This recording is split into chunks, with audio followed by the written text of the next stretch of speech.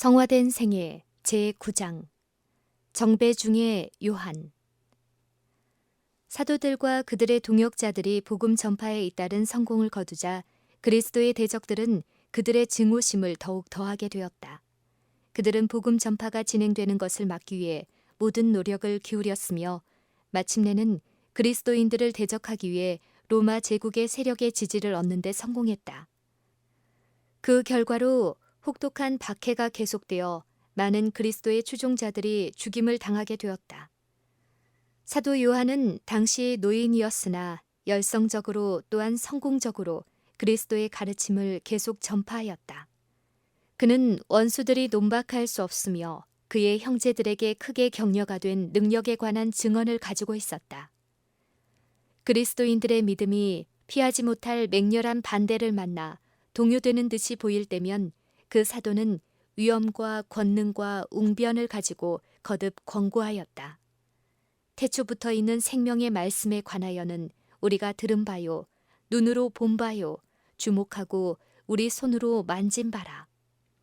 우리가 보고 들은 바를 너희에게도 전함은 너희로 우리와 사귐이 있게 하려 함이라. 우리의 사귐은 아버지와 그 아들 예수 그리스도와 함께 함이라. 가장 혹독한 증오심이 요한을 향해 불타올랐다. 그는 그리스도와 친밀히 연고를 맺고 있던 제자들 중에서 제일 마지막까지 살아남은 사람이었는데 그의 대적들은 그의 증언을 중지시켜야 한다고 결정하였다. 그들은 생각하기를 만일 이 일이 성취되면 그리스도의 가르침은 전파될 수 없을 것이고 엄하게 처리하면 그 가르침은 머지않아 세상에서 소멸될 것이라고 하였다. 이리하여 요한은 로마에 소환되어 그의 믿음을 시험받게 되었다. 하나님의 교훈은 허위 진술되었다. 거짓 증인들은 그를 국가를 전복시킬 이론들을 공공연하게 가르치는 선동적인 사람으로 고발하였다. 그 사도는 그가 말을 하면 강력한 영향을 끼치던 단순함과 솔직함을 가지고 명백하고 확신감에 찬 태도로서 그의 믿음을 나타내었다. 그의 말을 듣던 사람들은 그의 지혜와 능변에 놀랐다.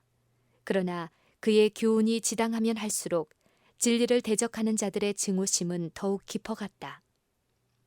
황제는 녹이 충전하여 하나님과 그리스도의 이름을 모독하였다.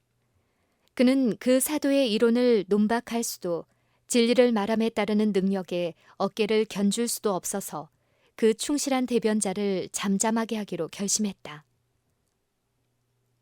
잠잠할 수 없었던 하나님의 증인. 우리는 여기서 고집스럽게 하나님의 목적을 대항하면 그 마음이 얼마나 강팍하게 되는지를 알게 된다. 교회의 대적들은 사람들 앞에서 그들의 자만과 세력을 유지할 결심이었다. 황제의 명령으로 요한은 우리에게 말한 대로 하나님의 말씀과 예수의 증거를 인하여 정죄함을 받고 반모섬으로 정배되었다. 그러나 그리스도의 대적들은 하나님의 성실한 증인을 잠잠하게 하려는 그들의 목적에서 완전히 실패하였다. 그의 정배지로부터 사도의 음성은 종말의 시기에 이르도록 인간에게 언제나 주신바된 장렬한 진리들을 선포하였다. 에게해에 있는 불모의 바위섬인 반모섬을 로마 정부는 죄수들을 정배 보내는 곳으로 택하였다. 그러나 하늘의 종에게는 이 음산한 거처가 하늘로 가는 문이 됨을 알았다. 그는 생애의 분주한 광경들과 복음 전도자로서의 활동적인 수고로부터는 절연되어 있었으나 하나님의 면전에서도 쫓겨난 것은 아니었다. 그의 황막한 거처에서도 그는 왕의 왕과 교제할 수 있었으며 천연계의 책과 영감의 장 가운데 나타난 하나님의 능력을 더욱더 면밀히 연구할 수 있었다. 그는 창조의 위대한 사업에 대해 명상하며 하나님의 능력을 찬양하기를 즐겨했다. 이전에 그의 시야에는 나무로 덮인 구름과 푸른 계곡과 비옥한 평야 같은 전경들이 펼쳐졌으며 이 모든 천연계의 아름다운 가운데서 그는 조물주의 지혜와 솜씨를 추적하기를 즐겨했다. 그러나 이제 그는 많은 사람들이 우울하고 지리하게 생각하는 광경들로 둘려 있었다. 그러나 요한에게는 그것이 그처럼 보이지 않았다. 그는 거칠고 황막한 바위에서, 태양이 주는 신비감 가운데서, 그리고 창공의 장관 가운데서 지극히 중요한 교훈을 깨달을 수 있었다. 그에게는 만물이 하나님의 인을 지니고 있으며 하나님의 영광을 선포하는 것처럼 보였다. 천연계의 음성. 그 사도는 그의 주변에서 지상의 거민들이 대담하게 하나님의 율법을 범함으로 세상에 범람했던 홍수의 증거들을 보았다. 물이 터져나오므로 깊은 바다나 땅에서 치솟아오른 바위들은 그의 마음에 하나님의 두려운 진노를 생생하게 느끼게 하였다. 그 아래 둘려있는 모든 것들은 황폐하고 거칠게 보였으나 적막한 밤모섬을 굽어보는 푸른 창공은 그가 그토록 사랑하는 예루살렘의 하늘처럼 찬란하고 아름다웠다. 저녁 시간에 하늘의 영광을 바라보고 1월 성신 가운데 나타난 하나님의 능력으로 이룬 위대한 업적을 생각해보라. 우리는 자신의 미약함에 비하여 하나님께서는 얼마나 위대하신가 하는 공과를 배우게 된다. 부귀나 재능이나 개인적인 인기가 있다고 자만심과 자존심을 품는 자가 있다면 그는 아름다운 밤에 나가 별들이 반짝이는 하늘을 쳐다보고 무한하신 분의 존전에서 자신의 교만한 마음을 겸손하게 하기를 배워야 한다. 기품으로 불러들이는 많은 물소리에서 그 선지자는 조물주의 음성을 들었다. 사정없이 부는 바람에 격노한 바다는 그에게 하나님의 분노를 나타내었다. 그토록 심히 요동하면서도 보이지 않는 손이 지시하는 한계를 넘지 않는 거센 파도는 요한에게 깊은 바다를 지배하시는 무한한 능력을 말하여 주었다. 이런 것들과 비교해 볼 때 그는 티끌 가운데 있는 벌레에 불과한 미약한 인간들이 자신의 지혜와 힘을 찬양하고 마치 하나님께서도 그들과 같은 한 사람에 불과한 것처럼 우주의 통치자를 대적하는 것을 보고 그것이 얼마나 어리석은 일인가를 깨달았다. 참으로 우매하고 몰지각한 인간의 자만심이여, 땅을 적시는 우로와 햇빛 가운데서 한 기간 동안 내리는 하나님의 축복은 사람이 그의 자랑스러운 지식과 끈기 있는 노력을 평생 동안 기울여 이룩할 수 있는 것보다 훨씬 더 천연계의 면모를 변화시킬 수 있을 것이다. 정배간 그 선지자는 그 섬의 환경이 그랬을지라도 하나님의 능력의 증거들을 깨달았으며 천연계의 모든 작품들 가운데서 그의 하나님과 교통할 수 있었다. 그 영혼이 하나님을 지극히 열렬하게 사모하는 발행과 지극히 애절한 기도가 암석투성이의 밤모섬에서 하늘로 올라갔다. 요한은 바위들을 바라볼 때마다 그에게 의지가 되시는 반석이며 그가 두려움 없이 숨을 수 있는 피난처가 되시는 그리스도를 생각했다. 안식일 준수자.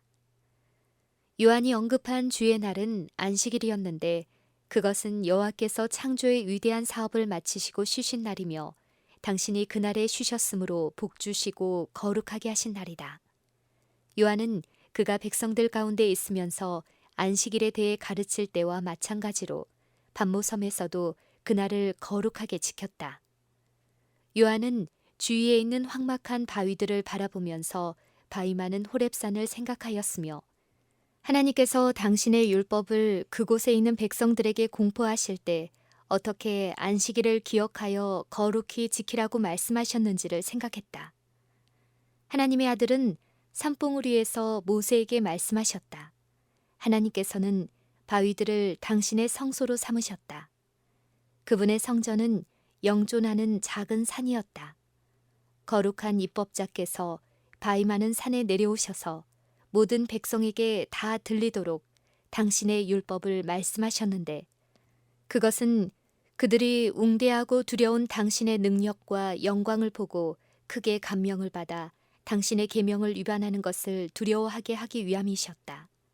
하나님께서는 뇌성과 번개와 그 산꼭대기를 두르고 있는 짙은 구름 가운데서 말씀하셨으며 그 음성은 굉장한 소리를 발하는 나팔 소리와 같았다.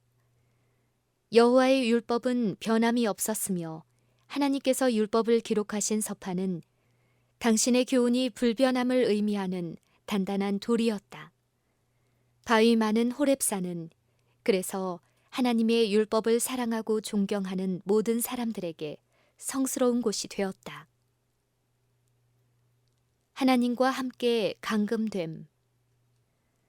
요한이 호렙산의 광경들을 명상하고 있을 때 안식일을 거룩하게 하신 성령이 그에게 임하셨다. 그는 하나님의 율법을 범한 아담의 죄와 그 범죄로 인한 두려운 결과를 명상하였다.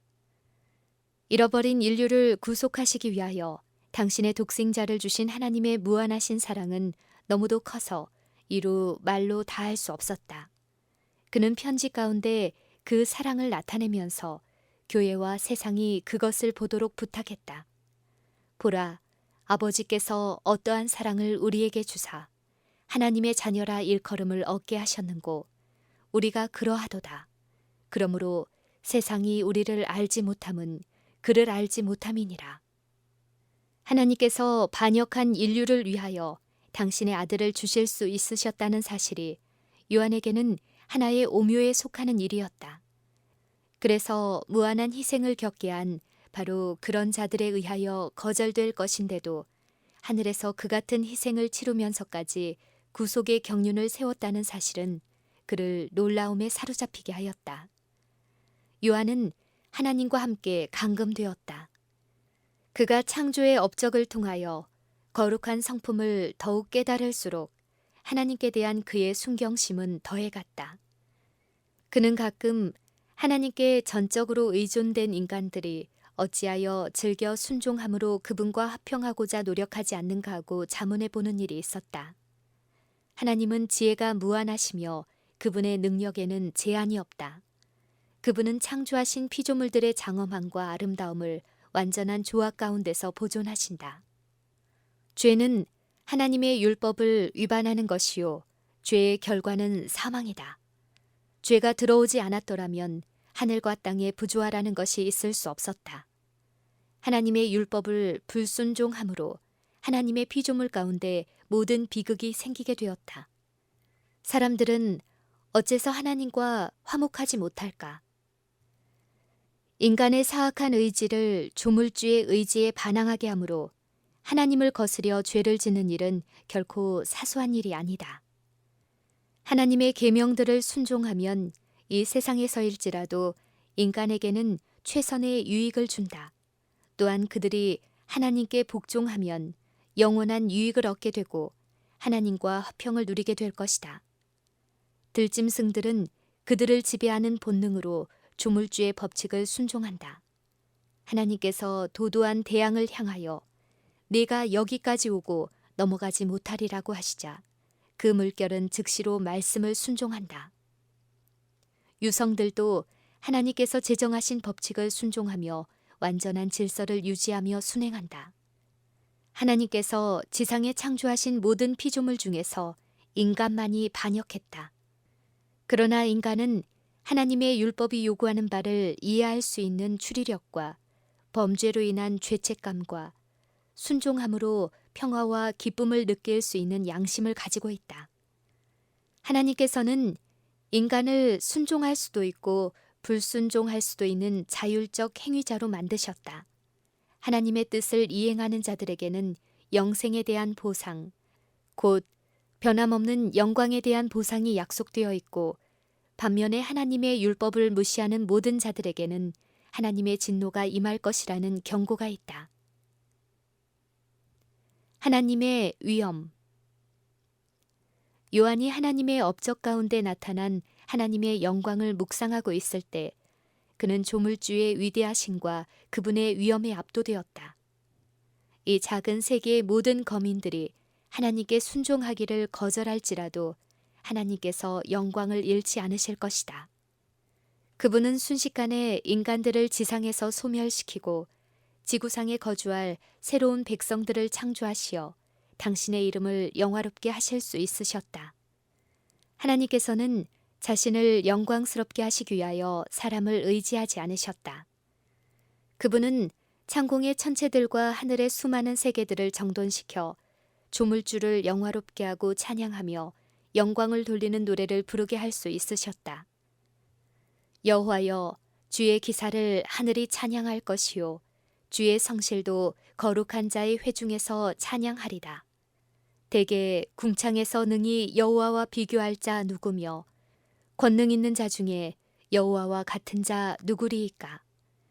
하나님은 거룩한 자의 회중에서 심히 어미하시오며 둘려있는 모든 자 위에 더욱 두려워할 자신이다. 그리스도에 관한 계시. 요한은 그리스도의 생애 가운데서 그가 보아온 기이한 사건들을 회상하게 되었다.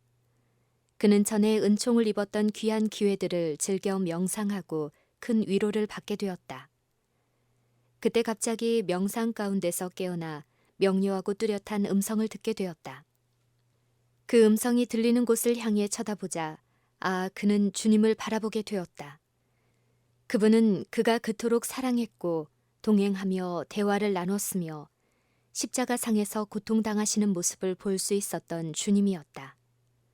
그러나 주님은 이제 그 모습이 완전히 변화되어 있었다. 이제는 더 이상 곤고를 많이 겪었으며 질고를 아는 자가 아니셨다. 그분에게서 치욕을 당하신 아무런 흔적을 찾아볼 수가 없었다. 그분의 눈은 마치 불꽃 같았으며 발은 풀무에 연단한 빛난 주석 같았다. 음성은 음악적인 맑은 물소리와 같았고 얼굴은 한낮에 비치는 광명한 햇빛과 같았다. 손에는 교회의 사자를 상징하는 7별이 있었으며 입에서는 당신의 말씀의 위력을 상징하는 좌우의 날성 검이 나왔다. 주님을 그토록 사랑했고 투옥이나 채찍이나 죽음에 대한 위협에도 확고부동하게 진리를 고수해온 요한은 영광스러운 그리스도의 임재하심을 감당치 못하여 죽은 자와 같이 땅 위에 엎드러져 버렸다.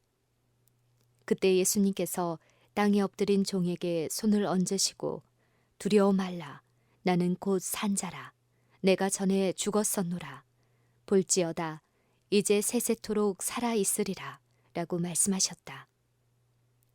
요한이 영광스러운 주님 앞에서 살 수 있도록 강건해지자 그의 앞에는 거룩한 계시가 보여 미래의 시대를 위한 하나님의 목적이 나타났다.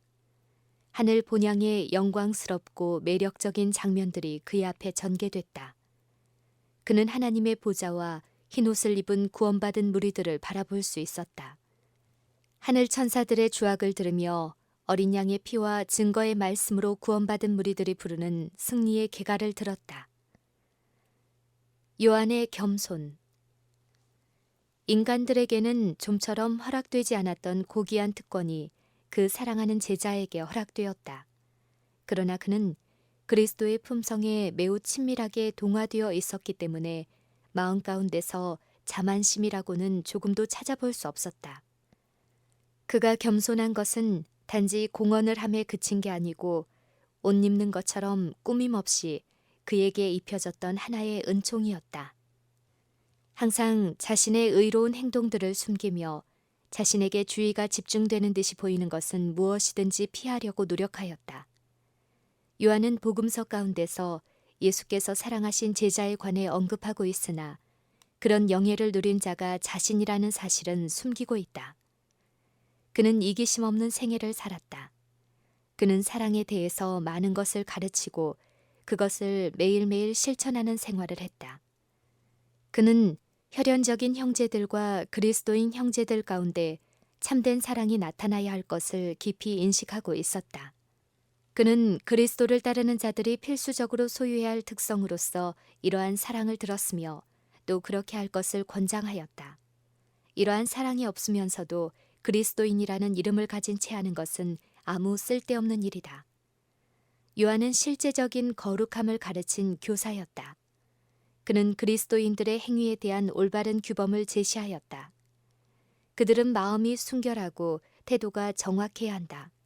어떤 경우에라도 헛되게 공언하는 말에 만족해서는 안 된다. 요한은 말하기를 그리스도인이 된다는 것은 그리스도처럼 되는 것이라고 명백히 말한다. 요한의 생애는 하나님의 뜻에 순응하기 위해서 가장 진지한 노력을 기울인 생애 중의 하나였다.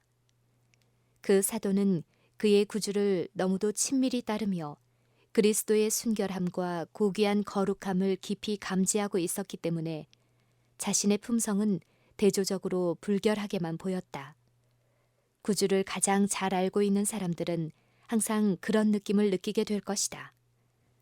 그들이 더욱더 자세히 예수님의 생애와 품성에 대해 명상하면 할수록 그들은 더욱더 자신의 죄를 느끼게 될 것이며 조금도 그들의 마음이 거룩하다고 주장하거나 그들이 성화되었다고 자랑하지 않을 것이다.